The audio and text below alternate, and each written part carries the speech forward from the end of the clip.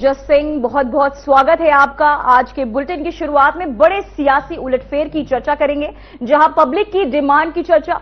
जी हां, पश्चिम बंगाल, असम, तमिलनाडु, केरल, पुडुचेरी 5 राज्यों की चुनावी तस्वीरों का जिक्र, क्योंकि पश्चिम बंगाल में टीएमसी और बीजेपी के बीच जबरदस्त मुकाबला देखने को मिला है। आप इसे राजनीतिक गलियारों, बंगाल का बड़ा सियासी भूकंप कहें या समझ सकते हैं। बात असम राज्य की, जहां बीजेपी ने एक बार फिर स्पष्ट बहुमत हासिल कर सत्ता पर अपनी मजबूत पकड़ कायम रखी।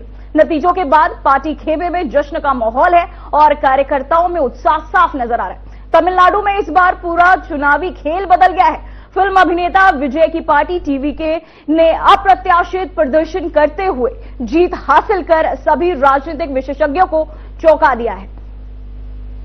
बिल्कुल बिल्कुल पूजा, जिस तरह से हमने देखा कि किस तरह से तस्वीरें साफ हुई हैं 5 राज्यों में, जिस तरह से चुनावी यहाँ पे बौछार देखने को मिली है, जहां बीजेपी को प्रचंड बहुमत यहाँ मिलता है। और खासकर अगर बात करें पश्चिम बंगाल की, तो यहाँ पे बौछार देखने को मिला। जनता का बहुमत और समर्थन यहाँ बीजेपी के पक्ष में दूर होता हुआ नजर आया। बता दें कि सबसे बड़ा मुद्दा और लगातार यहाँ चुनावी रैली और चुनाव देखने को प्रचार देखने और आज जिस तरह यहाँ बौछार देखने को मिला, पश्चिम बंगाल की खास बात करें तो को सबसे ज्यादा और समर्थन मिलता है।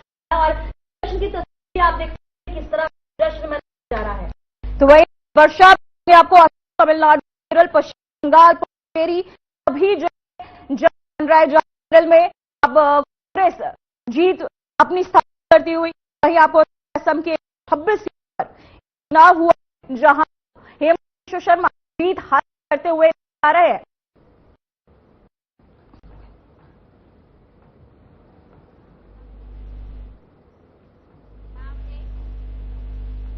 चलिए इसी को लेकर देखिए हमारी एक खास रिपोर्ट। चुनावी नतीजों से पहले बीजेपी केंद्रीय कार्यालय में पूरी सब्जी बननी शुरू हो गई है। झालमुड़ी की भी व्यवस्था की गई है। पार्टी कार्यकर्ताओं को झालमुड़ी खिलाई जाएगी, ठीक वैसे ही जैसे हरियाणा की जीत के बाद जलेबी खिलाई गई थी। खैर, बीजेपी में जश्न का माहौल है। दरअसल पश्चिम बंगाल में जो राजनीतिक भूकंप आया है, उसके झटके अब भारतीय राजनीति में लंबे समय तक बने रहेंगे। ये हम नहीं कह रहे, बल्कि ये फिलहाल की सियासी तस्वीर बयां कर रही है। बहनों, 4 मई को सुबह काउंटिंग चालू होगी। 8 बजे बैलेट बॉक्स खुलना शुरू होगा। 9 बजे पहला राउंड, 10 बजे दूसरा राउंड, 1 बजे काउंटिंग समाप्त और बीबी दीदी टाटा गुड बाय। बंगाल प्रचार के दौरान दिए गए गृह मंत्री अमित शाह के इस भाषण को सुना आपने, जिसमें कहा गया है कि 4 मई को सुबह काउंटिंग चालू होगी, 8 बजे बैलेट बॉक्स खुलेगा, 9 बजे पहला राउंड, 10 बजे दूसरा राउंड और 1 बजे दीदी टाटा बाय बाय। इसे कहते हैं गजब का भरोसा, गजब का आत्मविश्वास। आपको याद होगा 15 साल, एक चेहरा और एक ही सत्ता का रंग, लेकिन इस बार बंगाल की हवा कुछ अलग चलती दिखी। जिस सोनार बांग्ला का सपना सालों से राजनीतिक भाषणों में चमकता रहा, वो सपना इस बार किसी और के नाम दर्ज होता नजर आया। मतगणना के दिन जो तस्वीर सामने आई, उसने सियासी गलियारों में सन्नाटा और हलचल दोनों एक साथ पैदा कर दी। 15 साल बाद ममता के हाथ से निकल रही सत्ता, बंगाल में पहली बार बन रही बीजेपी की सरकार, सत्ता का सोनार बांग्ला बीजेपी के नाम हो गया है।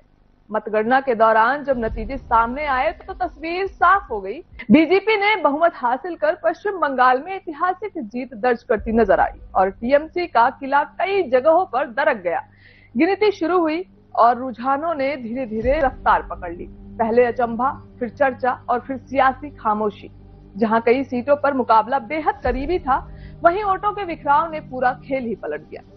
स्क्रीन पर बेशक ये रुझान की लहर दिख रही है, लेकिन इन रुझानों की विशाल लहरों ने ही बीजेपी की प्रचंड जीत की सुनामी ला दी है। आइए जानते हैं वो कौन सी 5 वजहें हैं जो बीजेपी की जीत की वजह बनी। पश्चिम बंगाल में सत्ता विरोधी लहर, भ्रष्टाचार के मुद्दे, ध्रुवीकरण और अवैध घुसपैठ का मुद्दा, महिला वोट बैंक का असर साफ दिखा और एसआईआर का भी असर हमें देखने को मिला।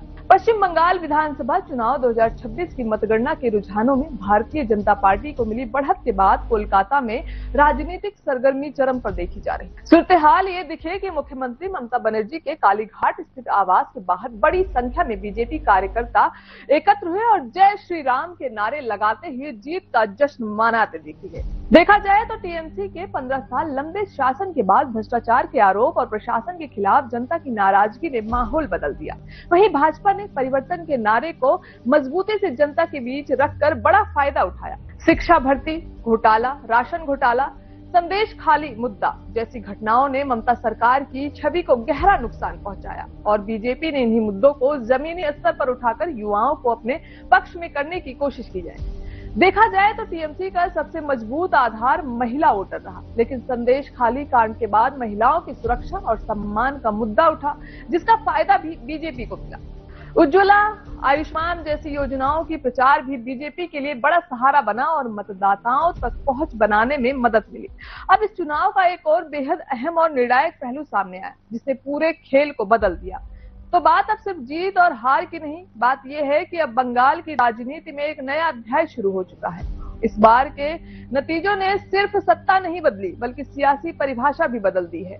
तो कुल मिलाकर तस्वीर साफ है। रिकॉर्ड वोटिंग, सियासी मुद्दे और वोट बैंक का बिखराव, इन सब ने मिलाकर बंगाल में सत्ता की कहानी बदल दी है और बीजेपी ने इतिहास रच दिया है। चलिए इसी पे रुक करेंगे हमारे मेहमान का। राजनीतिक विशेषज्ञ पंकज पांडे जी हमारे साथ जुड़े हैं। पंकज पांडे जी, क्या कहेंगे, जिस तरह से पश्चिम बंगाल में ममता दीदी का किला गिरता हुआ नजर आया, तो वहीं बीजेपी का एकदम इस तरह से जादू चढ़ा कि महिलाओं से लेकर युवाओं से लेकर बुजुर्ग से लेकर सभी ने यहाँ ममता बनर्जी का किला गिराता हुआ नजर आया, तो वहीं बीजेपी का जादू चलता है नजर आया है। क्या कहते हैं कि ये दमदार प्रचार है या फिर क्योंकि हमेशा पीएम मोदी का फैक्टर यहाँ देखने को मिलता है, चाहे कोई भी चुनाव हो, या फिर ये पीएम मोदी का जादू है? देखिए, सबसे पहले तो मैं पश्चिम बंगाल की जनता को बहुत बधाई देना चाहूंगा, जो उन्होंने अभूतपूर्व मतदान किया और मतदान करने के बाद जो परिणाम आए हैं, निश्चित रूप से मतदान उन्होंने परिवर्तन के लिए किया। एक भय का जो वातावरण पश्चिम बंगाल में व्याप्त था, भय, भ्रष्टाचार और सरकारी आतंक जी, इसके अगेंस्ट जो मतदान किया और वो सफल हुए, इसके लिए पश्चिम बंगाल की जनता बधाई के पात्र है। इसमें मैं ऐड करना चाहूंगा और निश्चित रूप से मैं आभार व्यक्त करना चाहूंगा, धन्यवाद देना चाहूंगा चुनाव आयोग को, जिन्होंने यह सुनिश्चित किया कि जिस तरह का भय का वातावरण टीएमसी के लोगों ने बना रखा था पश्चिम बंगाल में, स्थिति ये थी कि भारतीय जनता पार्टी के या टीएमसी के अगेंस्ट जो भी वोटर थे वो पोलिंग स्टेशन तक पहुंच ही नहीं पाते थे। जी जी, उनको वहां तक पहुंचने नहीं दिया जाता था और इस तरह से डराया जाता था। ये कहा जाता था कि सरकार तो देखो हमारी आनी है और सरकार अगर हमारी आई तो उसके बाद आपके घर जला दिए जाएंगे, आपको मार दिया जाएगा। तो इस तरह का वातावरण, इस तरह का भय था कि वो वोटर या तो पोलिंग स्टेशन जाता नहीं था और अगर वो वहां गया भी तो वहां जाके टीएमसी को ही वोट देकर आ जाता था। तो निश्चित रूप से जो जिस तरह से सुरक्षा का भाव चुनाव आयोग ने पैदा किया और जिस तरह से केंद्रीय बलों का सही उपयोग किया ये सुरक्षा का भाव उत्पन्न करने के लिए पश्चिम बंगाल में, इसके लिए चुनाव आयोग बहुत बधाई का पात्र है। अब आपके मूल प्रश्न पर आ जाता हूँ। देखिए, तो पश्चिम बंगाल में ममता जी का जो 15 वर्षों की सरकार थी उसके चलते जो लगातार उनको सफलता मिली, तो उनके अंदर एक तानाशाही का भाव उत्पन्न हो गया था और उन्होंने वो सारी चीजें अडॉप्ट कर लिया था जो कि एक वामपंथी सरकार का जो कल्चर हुआ करता था, जिस तरह से वो लोग काम करते थे, वो सारी चीजें उन्होंने एक तरह से वहां से उठाकर अपनी पार्टी में और अपनी एक स्ट्रेटेजिकल रूप में उसको अपना लिया था। तो जनता वहां की तरफ थी और इस बार ही नहीं है, पिछली बार भी जनता ने काफी प्रयास किया कि ममता जी के भाई के कुचक्र को वो तोड़े हैं, आगे आए, सरकार बदले। देखिए, जब एक पार्टी लगातार कहीं पर रहती है तो निश्चित रूप से उसके अंदर एक अहंकार तो आता ही है और खास तौर पर अगर वो ममता बनर्जी हो जो कि वो किसी को कुछ समझती ही नहीं है। उनका देखिए स्पष्ट रूप से कहना पड़े कि आप देखिए पिछले चुनाव के एक चुनाव पहले की बात है, उन्होंने बड़ा स्पष्ट रूप से कहा कि मैंने मोदी जी से कह दिया है कि आप बंगाल मेरे ऊपर छोड़ दीजिए, बाकी आप पूरा देखिए। क्या है ये? बंगाल आपकी प्राइवेट प्रॉपर्टी है। बंगाल भी तो भारत का ही हिस्सा है, तो वो आपकी प्राइवेट प्रॉपर्टी कैसे हो सकती है कि कोई राजनीतिक पार्टी जिसका हेतु होता है कि वो देश के सारे भूभाग पर प्रत्येक हिस्से में जाके चुनाव लड़े, अपनी बातों को जनता के सामने रखे, अगर जीतता है तो अपना एजेंडा लागू करे। तो आप ये कैसे कह सकते हो कि नहीं आप बंगाल में हिस्से के लिए छोड़ दीजिए और बाकी यहाँ देखिए। तो और आपने देखा होगा लगातार जो उनकी कार्यशैली रही, जिस तरह से वो काम करती रही है, कि चाहे वो केंद्रीय एजेंसीज रही हो, चाहे सेंट्रल फोर्सेज रहे हो, वो एक तरह से पश्चिम बंगाल को भारत से अलग लेके चल रहे थे कि जो उनकी मर्जी है वो उनको करना है। और जो भी अब इससे ज्यादा दुर्भाग्यपूर्ण क्या होगा कि सेंट्रल एजेंसीज के लोगों को उन्होंने लोकल पुलिस के द्वारा FIR करा के वहां पर उन्होंने उनको पकड़वा लिया। BSF अपनी मॉकड्रिल वहां पर कर रही थी तो उन्होंने उसमें जाकर आपत्ति किया, उसमें उन्होंने विवाद उत्पन्न किया, वादा उत्पन्न किया और उनका कहना है था कि मुझे पता है नहीं कैसे सिक्योरिटी फोर्सेज, बंगाल एक सेंसिटिव स्टेट है, सिक्योरिटी फोर्सेज अगर कोई मॉकड्रिल कर रही है तो क्या वो किसी को बताकर करेंगे, वो इसलिए रखा जाता है। तो इस तरह से जो इनका अहंकार था और जिस तरह से भ्रष्टाचार पश्चिम बंगाल की चारों तक व्याप्त था और ये सारी चीजें कैरी कर रही थी शासन से लेकर TMC शासन तक, उससे मुक्ति के लिए मतदान बंगाल की जनता जो थी वो पंकज जी इसी तरह से सारी चीजों को निकलकर बाहर है। मोदी जी की जहाँ तक बात है तो निश्चित रूप से मोदी जी एक विश्वास का प्रतीक है। उन्होंने पश्चिम बंगाल की जनता को एक विश्वास दिया, वो गए, उनका जाना ही लोगों में विश्वास भर देता है। तो मोदी फैक्टर तो है ही, लेकिन जनता भी बहुत तृप्त थी। और आपने देखा होगा कि जिस तरह से अभूतपूर्व मतदान हुआ, लोग गए, टर्नआउट हुआ, तो ये परिवर्तन के लिए वोटिंग थी और परिवर्तन को हम बिल्कुल सामने देख रहे हैं। पंकज जी मैं जानना चाहूंगी क्या बंगाल में ममता बनर्जी का जो नारा है माँ माटी मानुष, वो फेड आउट होता हुआ नजर आ रहा है? देखिए, माँ माटी मानुष का नारा आप कब तक लेके चलेंगे जी? एक चुनाव तो आपने पैर में प्लास्टर बनवा के वो इमोशंस लोगों के डेवलप करके जीत लिया। माँ माटी मानुष का नारा लोगों को वहां तक तो टच करता है जी, जहाँ तक उसका मूल भाव लोगों नहीं प्रभावित होता है।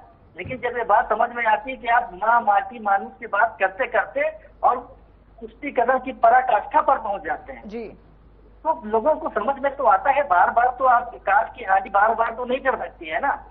और फिर वहां की स्थिति ये है कि अगर कोई जय श्री राम बोल देगा तो आप गाड़ी से कूद पड़ेंगी, आप उसको अपशब्द बोलने लगेंगी, आप FIR लिखवाने लगेंगी।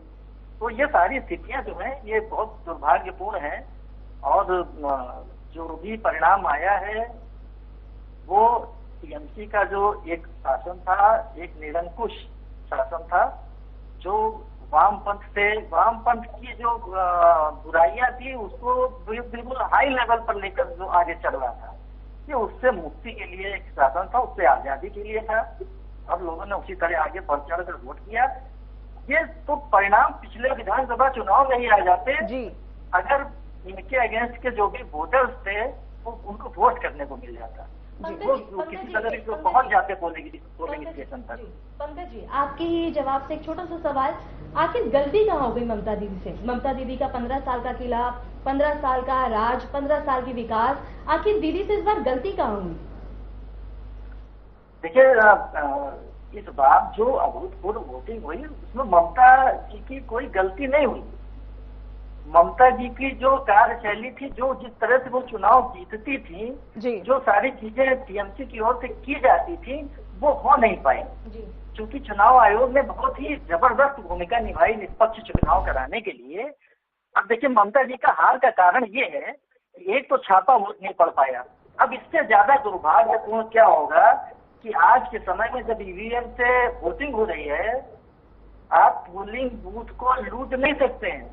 तो किस तरह से लूटा जा रहा था कि छापा वोट डलवाया जा रहा था। छापा वोट क्या है कि आपने क्या किया कि EVM में जो भाजपा का कैंडिडेट था जी, उसके नाम के और उसके बटन के ऊपर स्टिकर पेस्ट कर दिया। तो ये इस चुनाव में नहीं हुआ, ये पिछले चुनाव में भी पकड़ा गया था जी जी, और पकड़ा गया था 1-2 जगह, पता नहीं कितनी जगह ये सफल हुआ हो। तो इसलिए अब वो चीज नहीं हो पाई इस चुनाव में।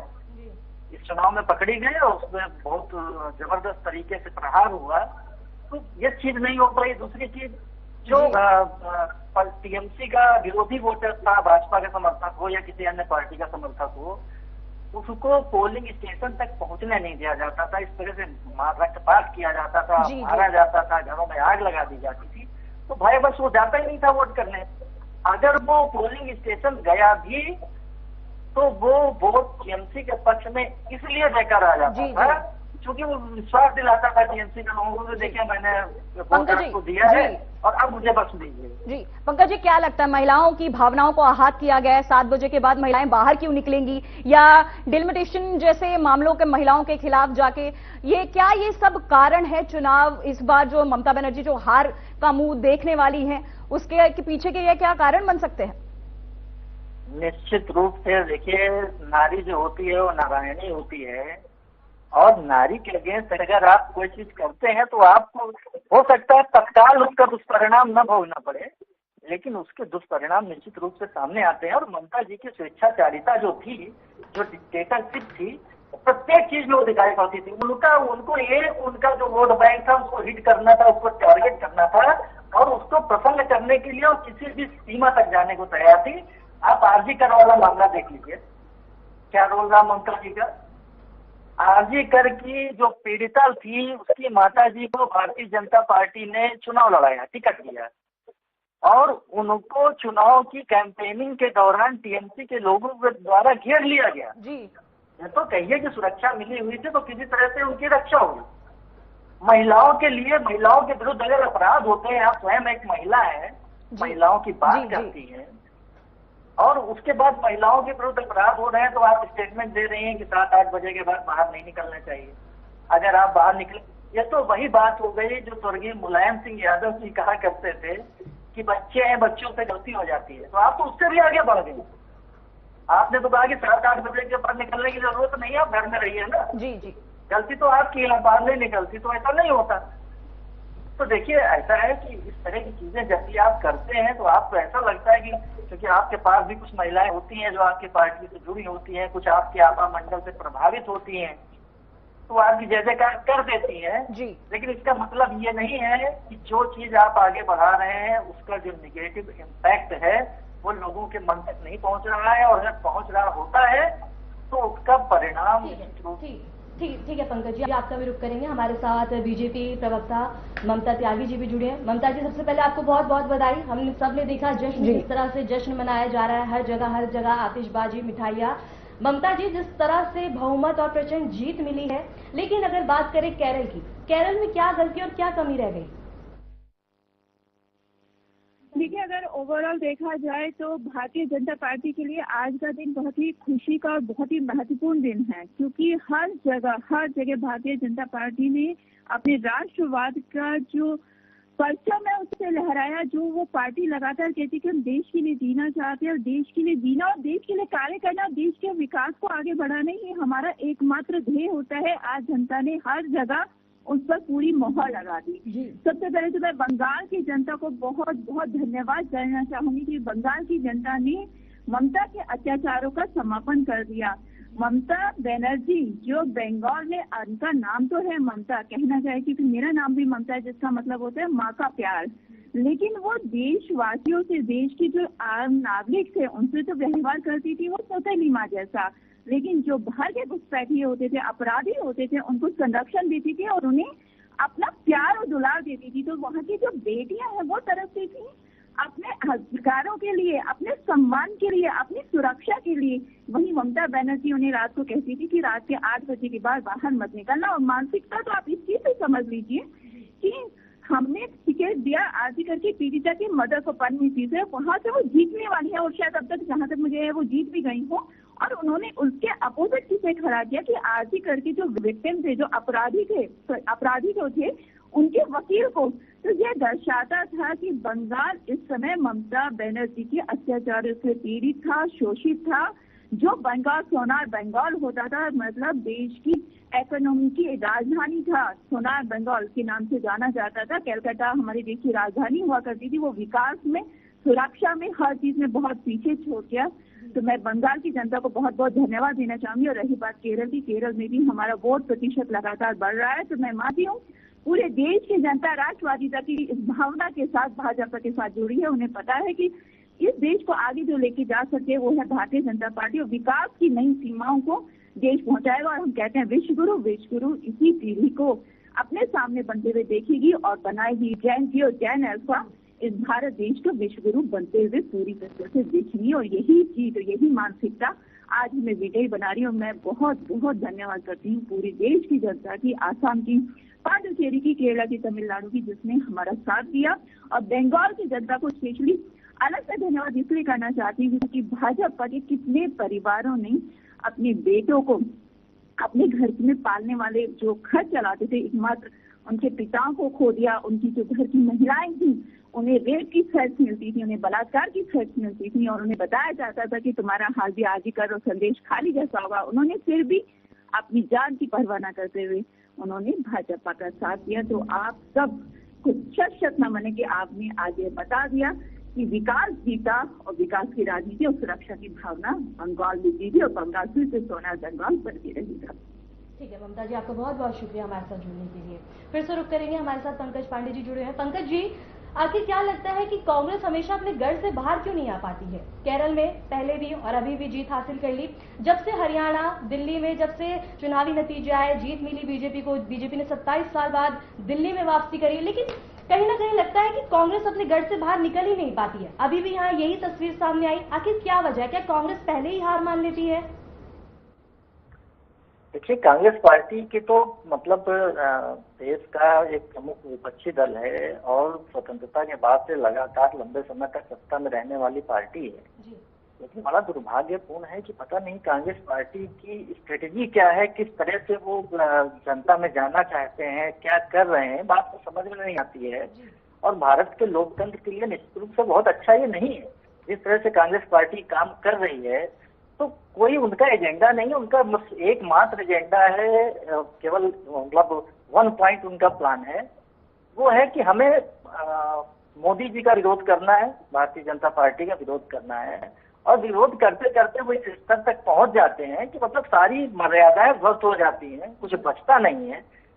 ना तो कांग्रेस पार्टी किसी मुद्दे को ठीक प्रकार से लेकर आगे बढ़ पाती है, ना किसी मुद्दे पर अपना टेक स्पष्ट रख पाती है सही तरीके से आगे बढ़। भी आपने रिसेंटली देखा होगा जो महिला आरक्षण बिल था लोकसभा में, जी तो मतलब अजीबोगरीब टेक लिया आपने। आप चाहते तो आपको निश्चित रूप से आप इस चीज को आगे बढ़ा सकते थे, और ये आगे बढ़ जाती तो आपको उसका लाभ ही मिलता, आपको कोई नुकसान नहीं मिलता। तो वो एक भारतीय जनता पार्टी और मोदी विरोध में इस तरह से पूरी तरह से डूबी, आकंठ डूबी हुई पार्टी है। और मुझे तो लगता है कि पता नहीं कौन से ऐसे लोग हैं जो इस समय कांग्रेस पार्टी की स्ट्रेटजी बना रहे हैं, या कोई एक व्यक्ति है जो उसके भाई करता धरता है वही स्ट्रेटजी बनाते हैं। बाकी चूंकि इससे भी समझ में आता है कि जब मनमोहन सिंह जी प्रधानमंत्री थे तो राहुल जी ने एक बिल था उसको लोकसभा के बाहर ले जाकर फाड़ दिया।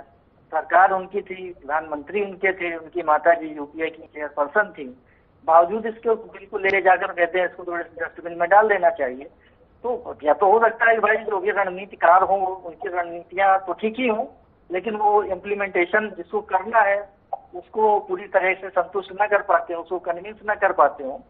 और कोई भी चीज कांग्रेस जैसी पार्टी में तभी आगे बढ़ती है जबकि जो उनके जो सुप्रीम लीडर हैं वो उसको आगे बढ़ाएं, उसको आगे बढ़ने दें। तो कांग्रेस पार्टी का तो मुझे समझ में नहीं आता है कि किस दिशा में पार्टी जा रही है। आप देखिए उत्तर भारत से कांग्रेस किस तरह से साफ होती चली जा रही है।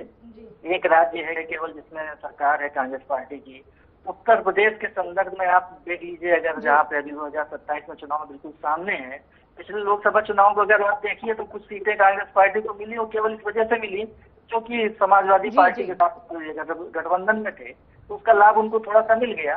तो बाकी उत्तर प्रदेश में भी आप बिल्कुल साफ हैं, पश्चिम बंगाल में आप 0 हुए जा रहे हैं जी।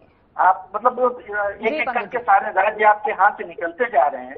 फिर भी पता नहीं आपकी क्या स्ट्रेटजी है। आप जी, मतलब आप केवल विरोध करने। एक और सवाल है हमारा कि बीजेपी की जीत का कारण क्या है बंगाल में इस बार?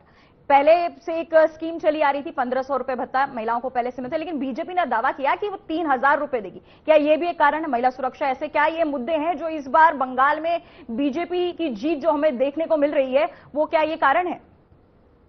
देखिए, ये भी एक कारण निश्चित रूप से है। कुछ लोगों को इस कारण में भी कन्विंस किया होगा, प्रभावित किया होगा। लेकिन पश्चिम बंगाल को आप देश के अन्य चुनावों से थोड़ा अलग करके देखिए जी। पश्चिम बंगाल का जो इस बार का चुनाव था, ये निश्चित रूप से ममता बनर्जी के जो डिक्टेटरशिप वाली तुष्टीकरण वो कर रही थी, सरकारी आतंकवाद कर रही थी, ये उसके अगेंस्ट वोट था। उससे बच निकलने के लिए, उस चीज को तोड़ने के लिए, उस कुचक्र से बाहर निकलने के लिए वोटिंग हुई है। और ये प्रयास तो ममता बनर्जी ने ही मूल रूप से किया ध्रुवीकरण का, क्योंकि वो तो अपना 30% वोट देख के ही चलती हैं और उसी वोट को वो टारगेट करती हैं, उसी वोट को वो एड्रेस करती हैं, उसी वोट को वो कन्विंस करती हैं। और उनको निश्चित रूप से कोई भी होगा, एक बड़ा वोट बैंक होता है 30% का, तो बाकी बचे 70% में उनका काडर आता है और बाकी वोट निकाल ही लेती है 10, 15, 20%। कारण ये है कि बार बार प्रयास के बावजूद भी वो सफल हो जाती है।